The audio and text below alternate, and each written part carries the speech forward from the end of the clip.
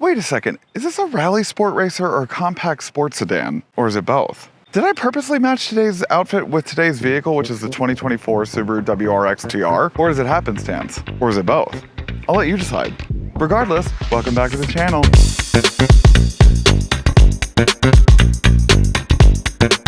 Welcome back to Sparkplug TV. My name is Chris and I do car reviews for literally everybody, not just car enthusiasts. Before I begin today's video, please don't forget to like this video, comment something down below, subscribe to the channel, and hit that bell icon so that you get notified whenever I drop a new video, which is whenever I can. Thank you so much for your support. And speaking of support, huge shout out to Johnson Subaru of Cary for sponsoring today's video. Since 2008, Johnson Subaru of Cary has been the best resource for all things Subaru. Now operating out of a brand new stunning facility, you'll experience excellent customer service and a shopping experience like no other. Link in the description below. Well, in 1992, the Impreza WRX and WRX STI were debuted, and then come 2015, it actually split off from the Impreza name, leaving the Impreza by itself as a compact hatchback to now the WRX as a standalone moniker. It got redesigned for the 2022 model year, and now here we are in 2024 with a few more add-on features and an extra trim. Let's talk about it. The 2024 Subaru WRX comes in 5 different trim levels, starting around $33,000 for the base model and $45,000 for the GT.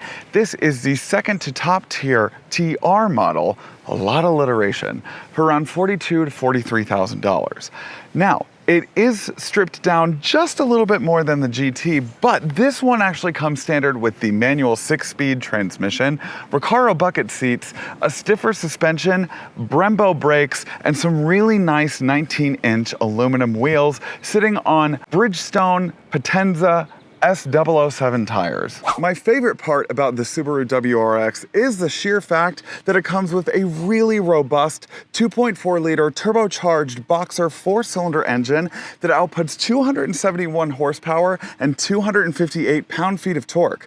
They all come with an all-wheel drive drivetrain, you know, the rallying aspect, and they either come with a CVT or a 6-speed manual. I know that people, myself included, will balk at the CVT. However, when it comes to 0 to 60 times, this manual actually gets 0 to 60 in around 5.5 seconds, and the CVT does eke out an extra 0.1 seconds at 5.4 seconds of 0 to 60 times. Now, not the biggest difference, and honestly, I'm having a lot of fun in this manual transmission, but in general, this powertrain is really stunning. Now, my opinion on the newest iteration of the WRX's aesthetics is a little complicated. There's a lot of aspects that do mimic the outgoing WRX's looks, right?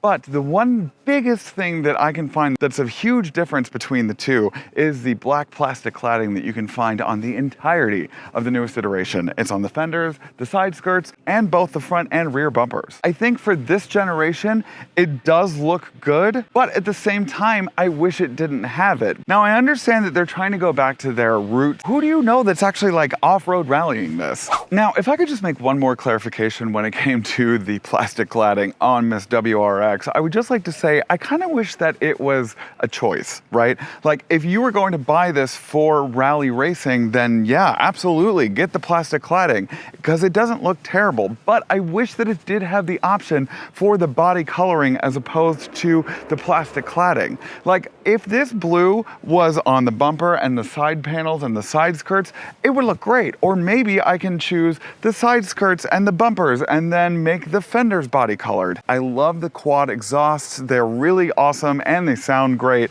And I really love the lighting signature coupled with the piano gloss black bar that goes across the back as opposed to them choosing a light bar. Additionally, it doesn't have a kick open tailgate by any means, but it does open pretty aggressively once you open it into a 12.5 cubic foot of storage space. Now, that's not the biggest in this segment, but it's pretty decent.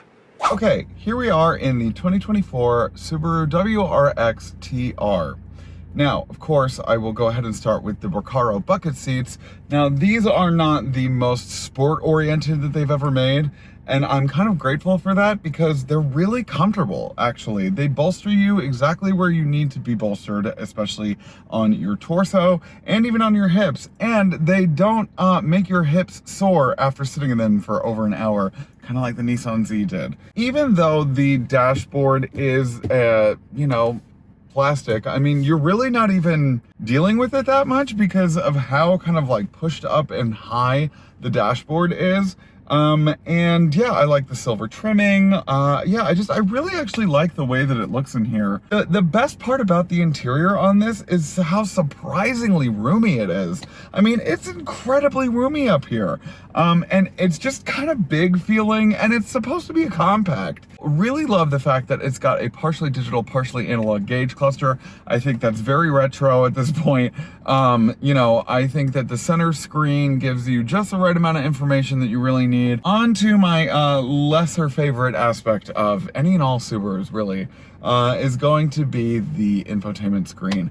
Now, it's an 11.6-inch vertical infotainment system, and I think that for the general aspect of it, like, it works, right? Like, I think that for, you know, the navigation system and the phone control and the apps and like the My Subaru aspect and like the radio and stuff, like, I think it works in that sense because the apps are big enough there.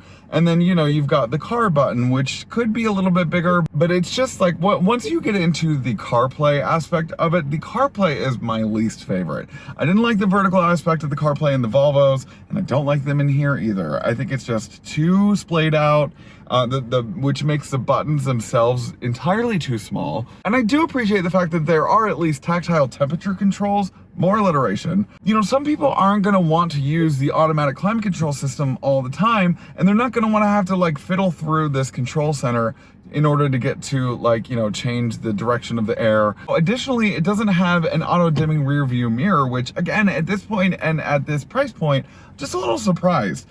I like the steering wheel. I like the fact that there are physical buttons. I like the fact that you can control the gauge cluster from these buttons down here.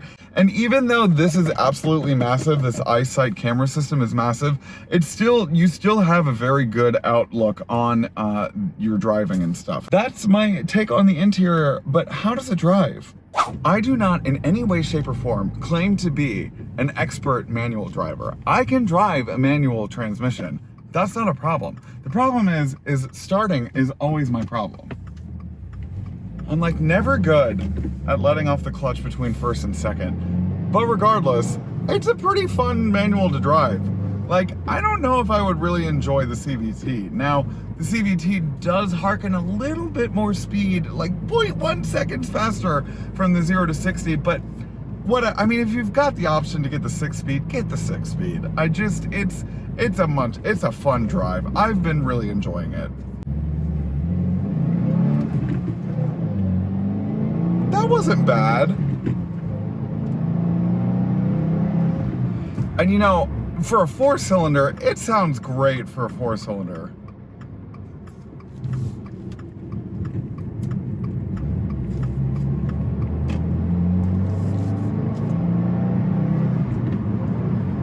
So the steering has been tuned for the TR. You do get a little bit of a tighter steering, and it does definitely feel like more of a sportier steering. And again, when you are going around corners, that's when you can feel the all-wheel drive kind of come into play. Again, I've actually been thoroughly enjoying this manual transmission, and especially just